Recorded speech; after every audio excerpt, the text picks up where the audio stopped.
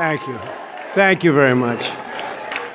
And I want to thank Ralph for the introduction. He's a great guy and friend of mine for a long time. And thank you to all of the true American patriots of Faith and Freedom Coalition. You've been with me from the beginning, and pretty much like nobody else, I don't think can top you. You were just great right from the beginning. You got it.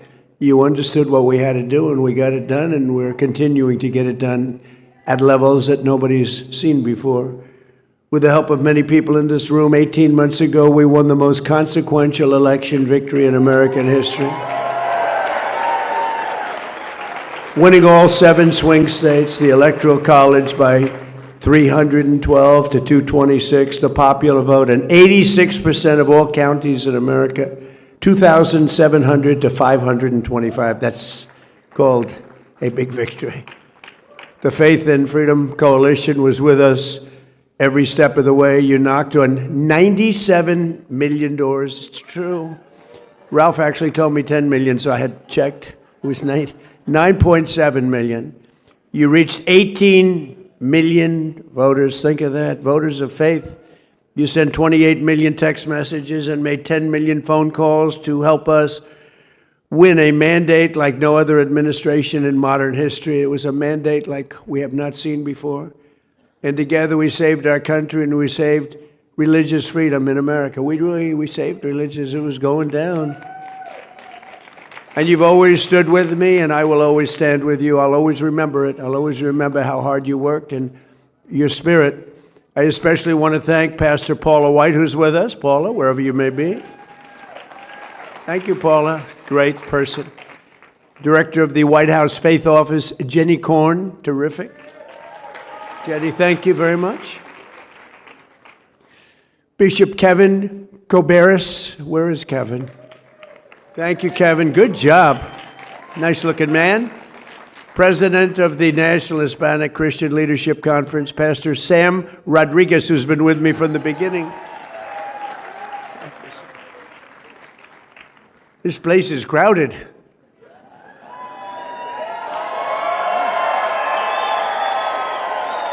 I remember this place not so long ago. Hopefully, we'll have a little more pleasant. We're going to have a little more pleasant experience. I remember this room very well. A friend of mine who has been just incredible, Dr. Alveda King. Doctor, thank you. Thank you, darling. She's been with me also from the beginning. So many from the beginning. You can tell so much. The ones from the beginning, I don't know, they tend to be the ones. They're the ones they stay, and they stay like nobody, and we appreciate all of those people. An ambassador to the United Nations who's doing a really great job, Mike Waltz. He's around here someplace. Mike, doing a really good job. And just over 1 week from now, we will celebrate the 250th anniversary of the Declaration of Independence, marking 2.5 centuries of glorious American freedom. And thanks to the extraordinary work and incredible devotion of patriots like those people in this very, very crowded ballroom, today I can proudly report that on the edge of our 250th year, America is back. It's back. It's back. I believe better than ever before. And I'm especially pleased to say that, likewise, religion is back in our country, bigger and stronger than it has been in many, many years. Been reading all of those reports. Religion's really, it's going up. If that were stock, we'd be very, very rich, all of us. It's been great to watch. And as I've said before, to be a great nation, you have to have religion and you have to have God in your nation. If you don't have that, it just doesn't seem to work out, does it? And we have it. We have religion and we have God now. Remember when I first started, 2016, they wanted to take the Christmas out of Christmas. Remember that? We ended that little drive, but we ended a lot of other drives too. From the very beginning of our country, American greatness has been forged by people of faith, and the very first settlers who set foot upon this new world at Jamestown got off their ship, raised up a cross, and bowed down to the Lord in prayer. It was faith that strengthened the Minutemen and who stood up at Lexington Green and Concord Bridge in Philadelphia 250 years ago. Next week, our founders invoked the Creator 4 times in the Declaration of Independence. 4 times. I wasn't mentioned once. I'm very upset. Not once. Faith pushed the pioneers to journey west.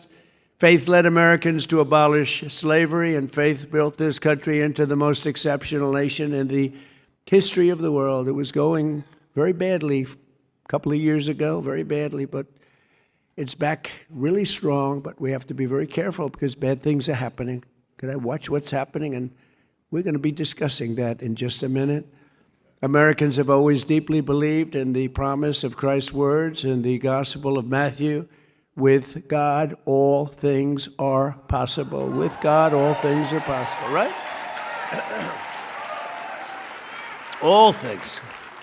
That's why as we prepared to enter the 250th year last month, tens of thousands of patriots came together on our national mall, and we officially rededicated America as one nation under God. And we're not changing. We're not changing. And we always have been, and we always will be. We're not going to let them take it away. But as we celebrate this anniversary, we must also remember that our country could have been marking this occasion under very different circumstances. The last administration carried out a reign of persecution and repression against Christians and people of faith like America has never seen before. It's terrible. They turned a nation founded on freedom for believers into a place where Catholics were targeted by the FBI, where pro-life grandmothers were put in jail for praying, and where members of our military were thrown out of the armed forces for their religious beliefs.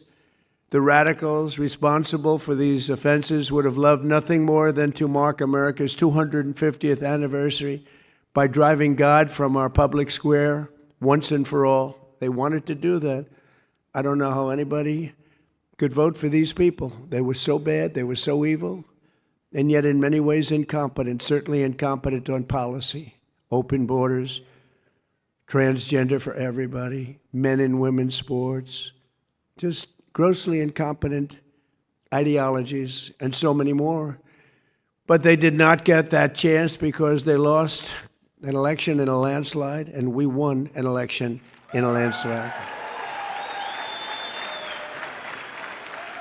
And while I am in the White House, I will defend Christians and all Americans of faith 100%. You have it 100%, and you've seen it already.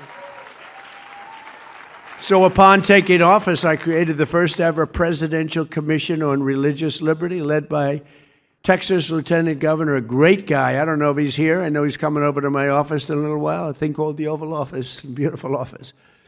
Lieutenant Governor Dan Patrick, and my friend, Dr. Ben Carson.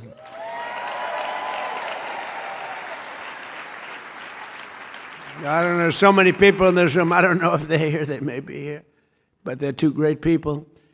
And later today at the White House, they will present me with their official report and recommendations to ensure that America continues to uphold the first right in our Constitution, and that's religious liberty. We have to uphold religious liberty, most important thing.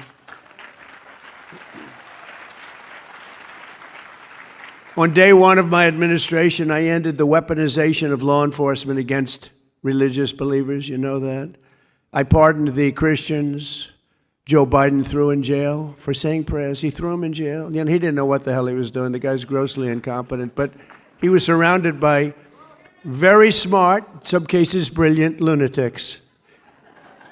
I got rid of the sinister Johnson Amendment so that pastors can speak the truth at their pulpits. We created the very, very popular White House Faith Office, first time that's ever happened. And I set up an official Department of Justice task force to eradicate anti-Christian biases. Anti-Christian bias, who would think? At a high level, too, although it's fading, going to fade fast. That task force just produced a new documentary revealing the abuses of religious freedom that they uncovered. It's called By Dawn's Early Light, and it's out right now, and it's really supposed to be, I have not seen it, I cannot tell a lie, I have not seen it, but I've heard about it, and I hear it's great, and I will see it. I hope soon. I also signed a historic executive order to combat the scourge of anti-Semitism in our country.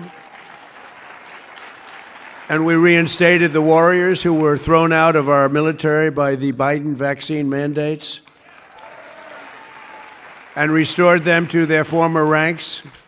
And we let them back with full pay. Is that good? We want to cut costs, but we figured we have to take care of them.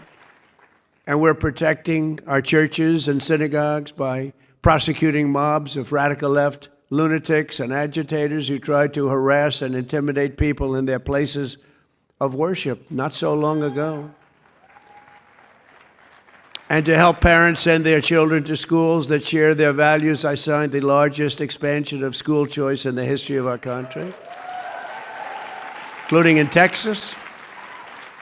And in my direction, the Department of Education issued new guidance protecting the right to prayer in public schools. That was a big thing. And these are all things that they fought us very strongly, very, very strongly. Hard to believe they'd fight us on that, but we had to fight the good battle, but we won every time. We slashed federal funding for any school that pushes transgender insanity on our youth. We expanded the Mexico City policy to stop taxpayer dollars from being used to promote radical gender ideology around the world. Radical gender ideology, it is. I made it the official policy of the United States government that there are only two genders, male and female. That wasn't too tough. That was sort of an easy one, but we have a man running in Texas who thinks there are 6 genders. I don't know what. He's going to have to discuss that with us. Can you believe it? 6 genders. And we officially banned the chemical and surgical mutilization of our children.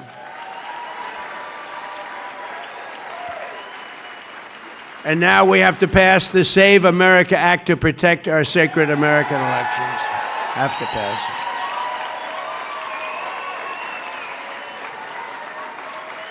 Hard to believe, right? Hard to believe that we even have to fight for this. We have to fight for everything. Nothing comes easy. Nothing. All voters must show photo ID. Not so bad, right? All voters must provide proof of citizenship. Is that so hard? And you're fighting the Democrats and a few Republicans who are doing a tremendous disservice to this country. We have a few Republicans that are fighting it. Lisa Murkowski of Alaska. You should call her and tell her to get on the ball. She'll never win another election, I can tell you. She's got to vote. It's called the Save America Act. It's voter ID, ideally photo ID, right? So you can look and you can say, oh, that person's okay, or for lots of reasons, that person is not the same person. We want proof of citizenship. And we want no mail-in ballots except for illness, disability, and military deployment or travel. We'll be very judicious. Look what's happening in California, where the ballots still aren't in. They're still not, can you believe it? Weeks afterwards, you know what's happening? They're cheating. The kid won, or he was certainly in the top 2. I don't know him, I never met him, Spencer Pratt. And he went away quietly. We didn't go away quietly, but he shouldn't go away quietly. He should protest because it was, in my very strong opinion, that was a rigged election. That kid should be in the runoffs. The woman who edged him out after like a long time, days and days. And then you'd hear reports, Spencer Pratt is not doing so well, even though he was strongly in the lead. And then you hear, Spencer Pratt has a 20% chance of being in the runoff. I said, they just rigged the election. And then you hear that a woman who nobody ever heard of is in the runoff, not him. And then they tried to hurt Steve Hilton, too. And I called the U.S. attorney and I said, you have to look into this because Steve Hilton did great. He's running for governor. And you could see it. The election was there. He was doing great. Then day after day, you'd hear reports about vote counting. They go on for weeks. You know, Colombia just had an election. The country of Colombia, 30 million voters. And I endorsed. I'm endorsed. We do so well with endorsements, like almost 100% success. But I endorsed somebody running, L.T. Gray. L.T. Gray. I liked him. You know why? Because he likes me. I don't know. He used to talk about Trump. I like President Trump. I don't know. How can you not let? So I endorsed him. I didn't know. He was in way down the list. He was not going to win. No chance of winning. I endorsed him and he won. He just announced he won. But think of it. They had 30 million votes. By 9:30 in the evening, every single vote was counted. And there were no complaints. He won. Every vote was counted. Here we are in California. They're going to go for weeks and weeks and weeks. And you know what they do? They cheat. How many votes do we need? How many votes? That's why they take their time. How many votes do we need? Okay, here they are. Honestly, it's terrible. We're a third world country with elections. And we will also enshrine a permanent law that says very easily and succinctly, no men in women's sports and no transgender surgery for our children. Never forget, if the radical left ever gets the chance, they will bring all of this insanity right back at levels that you've never seen before. You will never have seen anything like it if they ever get their chance. And they're trying like hell. I call them the Democrats. I exchanged an E for a U. The Democrats. And it's trending number one, the word Democrat. I just can't believe I didn't think of it 9 years ago. I should have. The Democrats, they are horrible. They want to resume the transgender mutilation of our children. They want to restart the war on Christians and churches. And as you saw with the communists elected in New York City recently, they're communists, they're not social democrats. They want to completely destroy the traditional American way of life. Communism is very easy to sell. It destroys everything, but it's very easy. I'll be honest, I think I'd be the greatest communist in history. I'd give free rent. Ladies and gentlemen, from now on, you don't have to pay any rent. From now on, anybody wants a house, don't worry about it. Just pick the house you want. Everybody gets free food. Everything is free from this point forward. Everyone's going to vote for me. The problem is, after 2 or 3 years, the country is a disaster area. The country fails. They always do. It always does. So easy to sell. That first year, boy, you're the most popular. It's happening right now in New York and California. But you'll start living in squalor. You'll live in squalor. There will be no food. There will be no housing. There will be no military. There will be no law and order. There will be no nothing. There will be no nothing.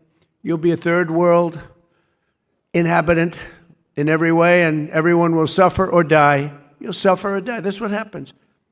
For thousands of years it's been happening by different names.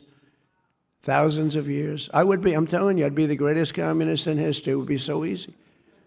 You wouldn't have to work. You could stay home. The problem is a couple of years go by, the whole place collapses. Always does. Always has. But I'm sorry to say, but assassinations of those who oppose them is a very important element of their ideology. Assassination's a big deal for them. They're animals. They're animals. In many cases, they're not smart, but in some cases, they are. It's easy for them to get followers because they make promises that they know they can't keep, and the Democrats aren't fighting back. That's why they're dumb. They're not fighting back. They're afraid. I watch Schumer. He's afraid to fight. I watch guys that are pretty normal, and guys that we oppose, they're afraid to fight. The Democrats have taken a tremendous turn left, and many of these people, I looked at some of the people that got elected the other night in New York. These are, in many ways, stupid people. In some ways, and intellectually, probably pretty smart. But they're people that want to destroy our country. They hate our country. They hate our people. They hate the Democrat Party. The Democrat Party is in big trouble because this isn't stopping with New York. This is going on. It's too easy to get elected. Giving everything away. Too easy to get elected. Very dangerous. But you'll soon have nothing left. That's the problem.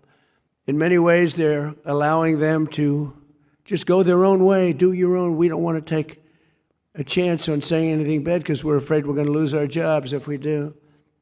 They're afraid they're going to lose their election if they even think about saying anything bad about this new breed of sick people. They're not smart enough or tough enough to fight the plague that's happening. It's happening right before your very eyes. If they fought them the way they fight Republicans or the way they fight me, they'd be victorious. They didn't beat us, but they'd be victorious against the communists. But they don't have the courage to do so. So they're turning communists themselves. It's becoming a communist party. These are not social democrats. These are hardcore, godless communists. They're godless communists. All communists are godless. They don't believe in God. This is the most serious threat to our country since its existence, in my opinion, 250 years ago. This is a major threat to our country. It isn't something that's easily solved, but with a little love and help, some hard work, because it's ironic, we're celebrating a very important birthday, our most important birthday so far, 250 years. And instead of speaking about Christ, and instead of speaking about freedom and victories of all different kinds, we're speaking about yet another threat to the foundations of America. These ruthless communists will attack all religions, but in particular Christianity. They always do. They're after Christianity more than any other religion. It seems to be more and more throughout the world, maybe because we're doing so well. I don't know. Maybe if we weren't doing well. But you see the numbers, how they're growing, how the churches are filling up. It's a beautiful thing to see. I mean, look, it happens to be during my presidency, so I don't mind taking credit for it. I'm very proud. But a lot of great things are happening. All communist countries attack religions violently. It's part of their deal. As you know, we recently struck Nigeria and largely ended the slaughter of great Christian populations. They have a great Christian population. They were being butchered. Thousands and thousands of people were being killed. Children, women, old people, just being slaughtered, hatched to death. They know that if they go further, the attack will be far greater, and that they don't want to really get involved anymore so much. You know, we hit them very hard. We knocked out their leader. We knocked out their second leader and their third leader. Sounds a little bit like Iran, actually. That's all about a different cause that we have to do, because we cannot let Iran have a nuclear weapon. Can't let it happen. So I'm saving Christians throughout the world, even though we are not in those various countries where you read about this. But they'd like to make our country just like those countries. That's where they started. They started right where we are right now. But I'm saving them by hitting these terrorists very violently and very hard. We're hitting them very hard by the greatest weapons on earth, taking them out. We know where they are. We hunt them down and we take them out. Think of it. They go into a village and they just kill everybody. It's like crazy.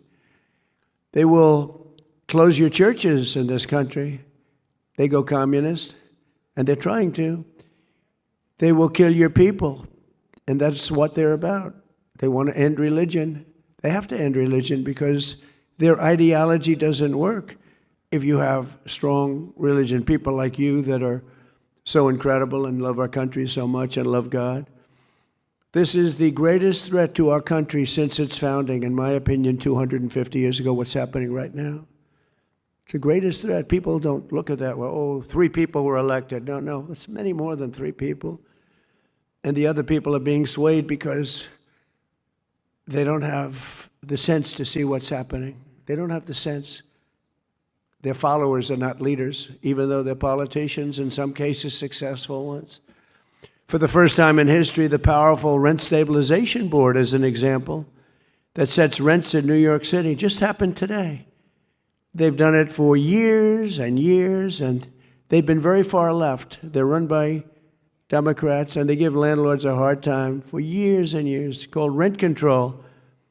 They give landlords a hard time, but they always give some increases so they can survive. But they just came out, first time ever, with a ruling, 0 rent increases for landlords, 0 for the next 2 years, despite the fact that energy, supplies, real estate taxes, and just about everything else has gone up. They're supposed to allow you to have that. Zero. They're giving them that. They're basically confiscating their property. And the one representative for the landlords who's on the board, I think they have 8 or 9 people on the board, and you had one who was representing one out of like 8.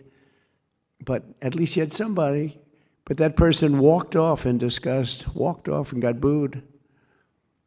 Mayor Mamdani, who came to the White House and seems like a nice guy, but he said he was going to do this in his campaign. Nobody thought he was serious. He said he was going to make sure that people don't have a rent increase, even though energy went up. It's going to come down. It's coming down fast right now. I hope you're watching what's happening. We had a low number just now, $69 a barrel. That was, some people said it was going to be 350 by now. 69, it's going to be 300, 350. Never hit those numbers at all, even in the height of it all. But what the mayor doesn't say is that these buildings will soon turn into ghettos and slums, and that everybody will continue leaving New York. And as this spreads throughout the country, very much like an uncontrollable form of cancer, the country itself will be taken down. It will be third world, strictly third world. And it's happened many times before to very big and very powerful countries. But it's not going to happen to the United States of America. No way.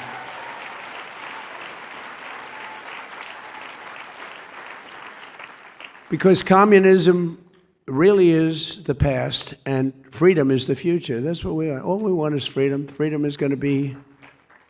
gets you everything.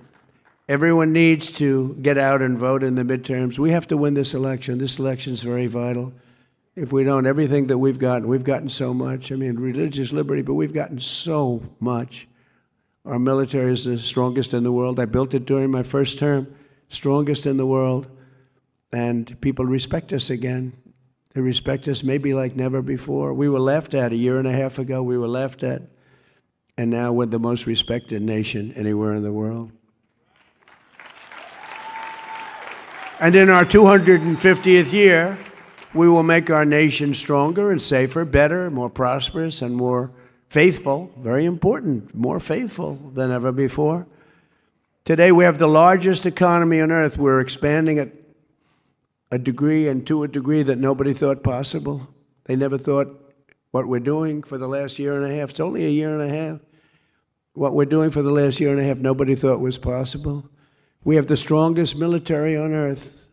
We have the most powerful technology on earth. We're winning on AI. We're winning with automobile manufacturing. Do you see how many plants are coming back into the United States? Tariffs. If they don't come in, they have to pay massive tariffs. Make your car outside, but you have to pay massive tariffs to come in. If you build your car in the United States using U.S. workers, our great American workers, you don't have any tariffs to pay. So they're all pouring in. It should have been done years ago by other presidents. We have the greatest culture on earth, and above all, we have the greatest people on earth. We do. We have the greatest people. But think of it. I was with the King of Saudi Arabia, and he said, Mr. President, 2 years ago, your country was dead. It was a dead country. And today, you're the hottest country anywhere in the world. It's amazing what's happened. We were laughed at. We had a man who couldn't speak, couldn't think. He didn't know what the hell was happening. Kept falling down all over the place. If he was standing here now, he would have been off the stage before he started. But if he was standing here now, he wouldn't know how to get off the stage. You had to lead him off the stage. It was a disaster, and it was a rigged election. But we did it again, and we got it right. Too big to rig. We made it too big to rig. It was a rigged election. And look what happened because it was a rigged election. 25 million people came in, many criminals, murderers, 11,808 murderers, more than 50% of who created more than one murder, murdered more than one person. These are not going to be the citizens of our country. There's not a thing you can do to change that. But drug dealers at the highest level, the worst, some of the worst people on earth came in through open borders, Joe Biden's, but really it was the ideologies, open border policy where everybody could come in. They came from all over the world. They emptied their prison populations into the United States of America. Think of that. But we're getting them out. We're getting them out faster than anybody can imagine. And we're going after the bad ones first. We're getting them out. Last week, we signed a historic agreement to accomplish what no president has ever been able to accomplish before, that Iran will never have a nuclear weapon. We're not going to let that happen. And thanks to the power and skill of the United States Armed Forces, Iran today has no Navy, no Air Force, no anti-aircraft capability, no radar, virtually no manufacturing. Their drone capacity has been cut by 82%. Their missile capacity has been cut by 80%. Their rocket launchers have been cut by 90%. Their leadership has been killed a first time, and their leadership has been killed a second time. And nobody wants to be the leader of Iran anymore. They said, who would like to be the president? And everyone said, no, thank you. It's amazing. And then the fake news, like the New York Times, which is a failing publication. But the fake news, ABC, so bad. ABC television network, fake ABC, NBC, CBS, CNN. They actually said for a little while, it didn't play well, that Iran was much stronger today than it was 4 months ago. Think of it. They have no Navy. They have no... They said they're stronger. They're dying to make a deal. They're giving us a lot. This should have been done over the 47-year period that they've reigned with terror. And that's what they did. They reigned with terror. When you see a young man or woman walking around without legs or without arms or a face that was obliterated, it happened from the roadside bomb that was created, the creation of General Soleimani, who I killed in my first term. And that was a big killing. He was a mad genius, but he was going to knock out 5 of our military installations. I found out about it. And in all fairness, Israel was supposed to do it with us. And the night before that took place, we heard from Israel that they will not be doing it. They don't want to do it. And I said to a couple of generals that we had, who were very good, I said, what do you think, generals? Can we do it? Because we worked on it for 30 days, worked on it with Israel. They said, we'll do it, sir. Can we do it as well? We'll do it better. And he was dead the next day. He was dead in the valley of death. He died in the valley of death. We had him all. We knew when he was coming, where he was coming, how he was getting there. We knew everything, but we lost our partner. I don't blame them that much, to be honest with you, because it's tough stuff. But they told us the night before they won't be doing it. We did it ourselves, and we did it so incredibly well. We also took out the head of Iraq's ISIS division, and we took out both of them by luck with Iraq. But had he lived, because he was a brilliant general, very sick man mentally, but he was a brilliant general, it may have been a different story. I don't think so. I think we would have knocked the hell out of him whether he was there or anybody else was there. But he was a brilliant general. It's one of the biggest things ever to happen in the Middle East, the killing of Soleimani. People have said it's the biggest thing to happen in 100 years because he was a dominant force.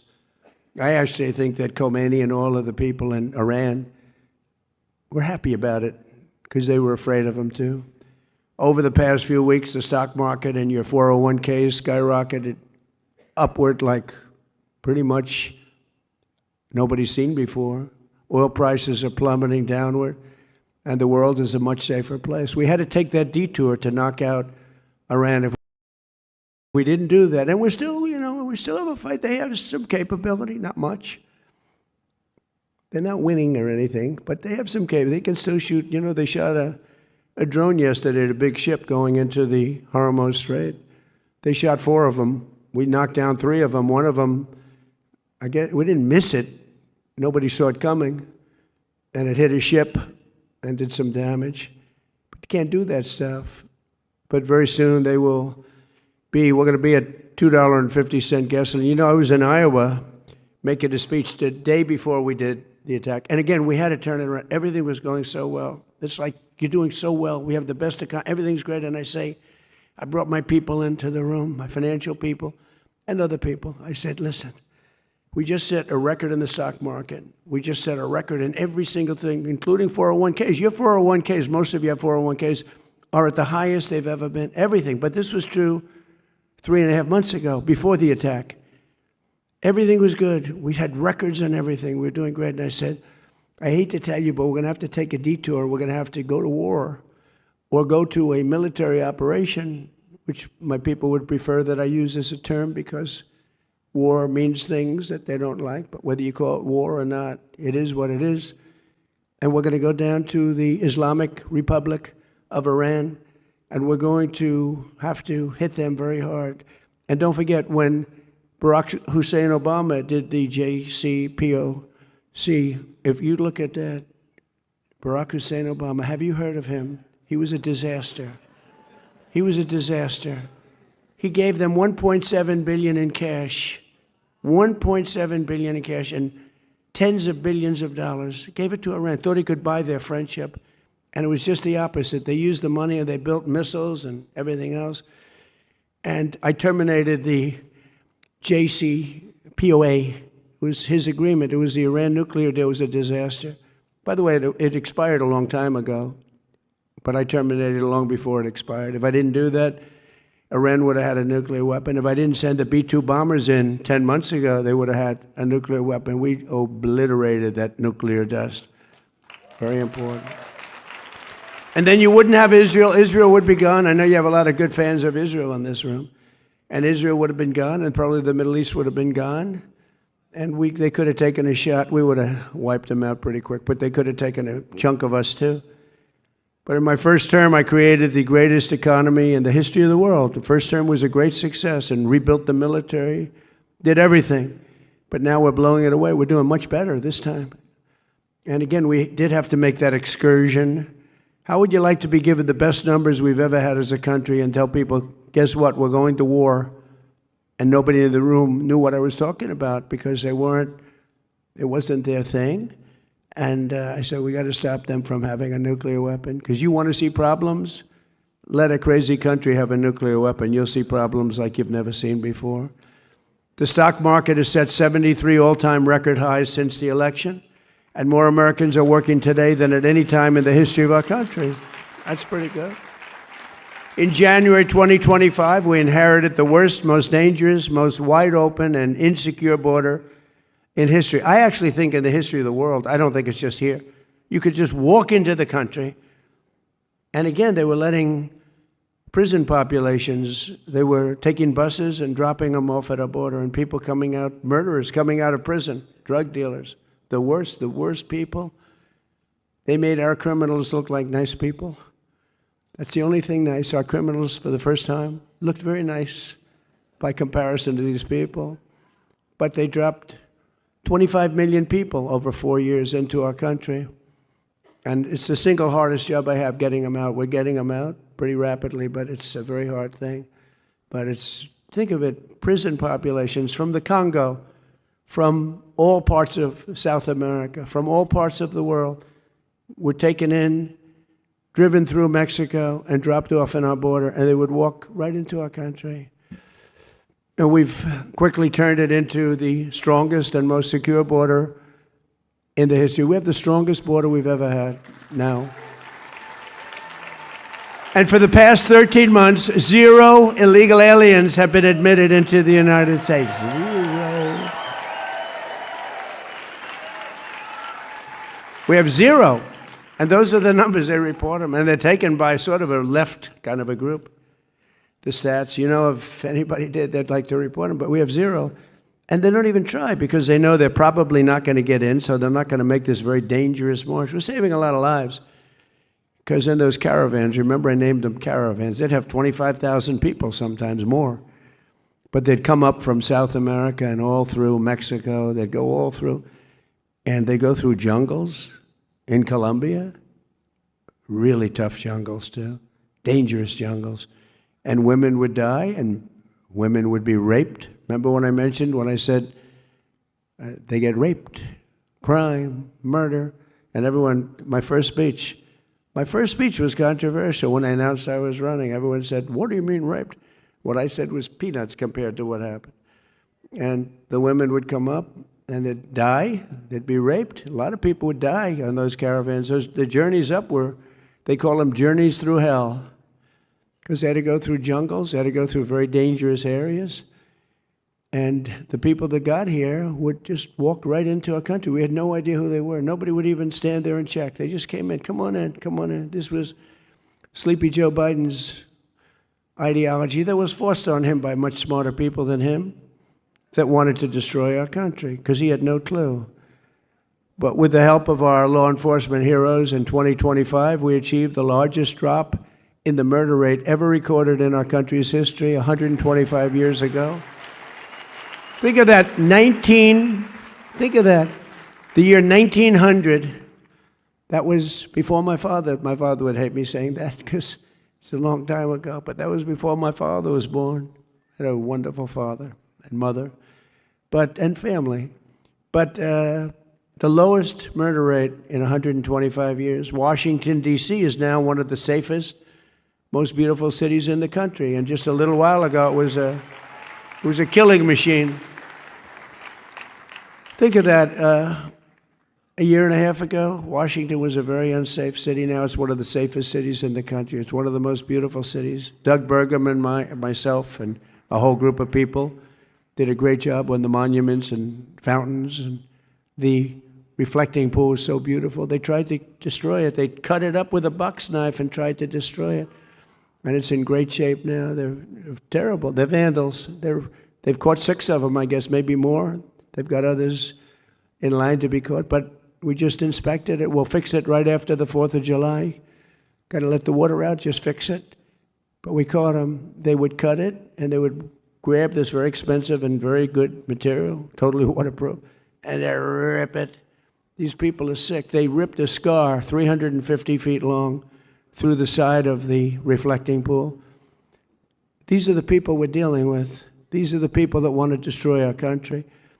But we've invested a record $1 trillion in the United States Armed Forces, and we're going this year for $1.5 trillion, all made in the USA.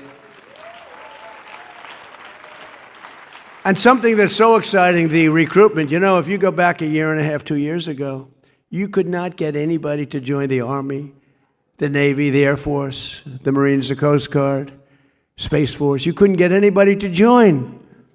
They had tremendous recruitment problems, but now recruitment in every branch of our military is setting records. 18 months ago, we had tremendous shortages and we couldn't fill them up. We were never going to fill them up. That included police and firemen. We couldn't get policemen and women. We couldn't get firemen and women.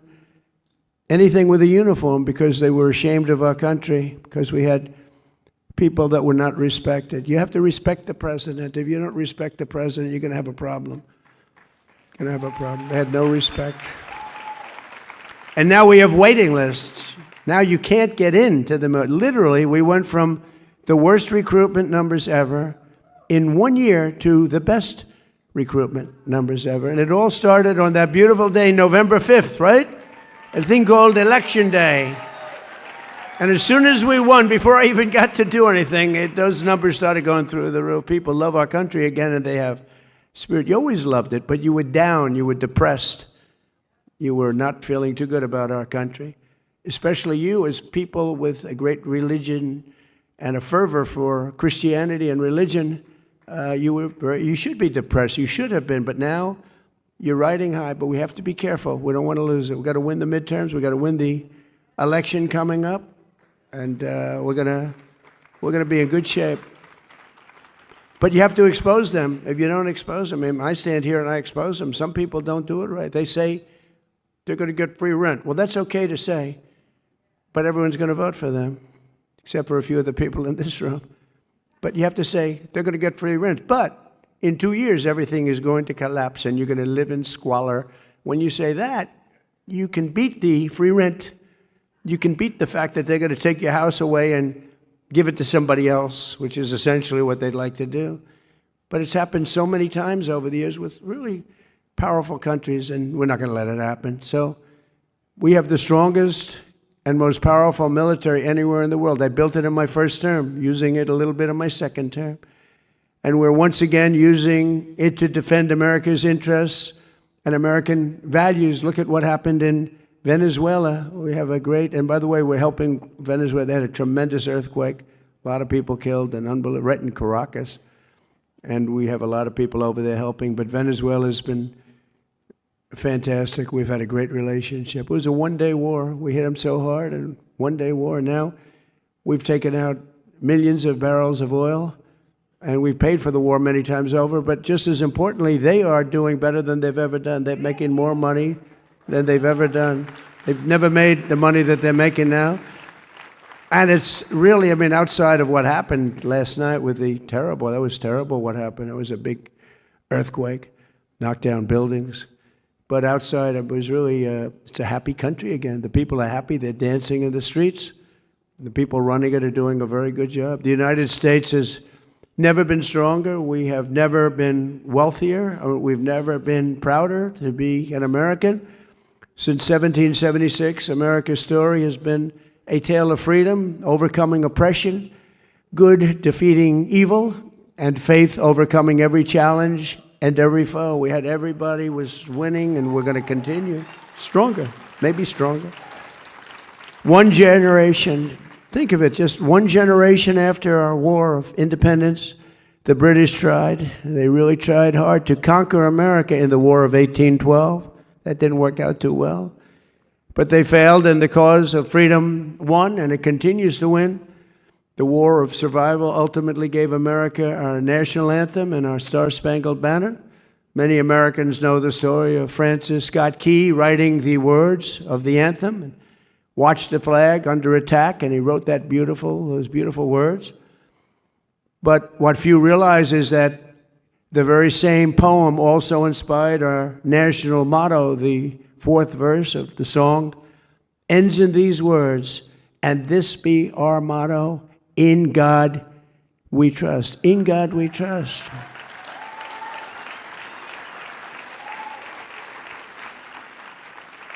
And as you know, the Democrats want to end that. They don't want the words, "In God we trust." They want to have that stricken. They go to court. They take us to court.